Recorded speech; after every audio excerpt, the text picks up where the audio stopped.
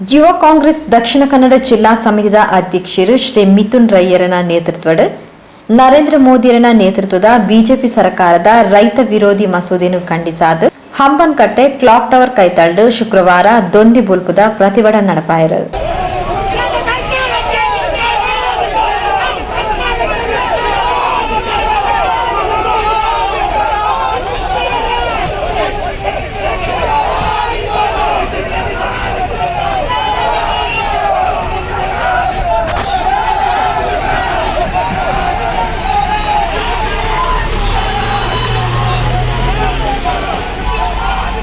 ಮಹಾನಗರ ಪಾಲಿಕೆ ಸದಸ್ಯರು ಪ್ರವೀಣ್ ಚಂದ್ರ ಆಳ್ವಾ, ನವೀನ್ ಡಿಸೋಜಾ, ಎಸಿ ವಿನಯರಾಜ್, ಅನಿಲ್ ಕುಮಾರ್, ಯುವ ಕಾಂಗ್ರೆಸ್ ರಾಜ್ಯ ಪ್ರಧಾನ ಕಾರ್ಯದರ್ಶಿ ಸುಹೇಲ್ ಕಂದಕ್, ಸೇವಾದಳದ ಮುಖ್ಯಸ್ಥರು ಸುರೇಶ್ ಶೆಟ್ಟಿ, ಯುವ ಕಾಂಗ್ರೆಸ್ ವಿಧಾನಸಭಾ ಸಮಿತಿಯ ಅಧ್ಯಕ್ಷರು ಮೆರಿಲ್ ರೆಗೋ, ಗಿರೀಶ್ ಆಳ್ವಾ, ಸಿಎಂ ರೌಫ್, ಅಭಿನಂದನ್ ಹರೀಶ್ ಮುತಾಲಿಕೆಡಿದ್ದರು.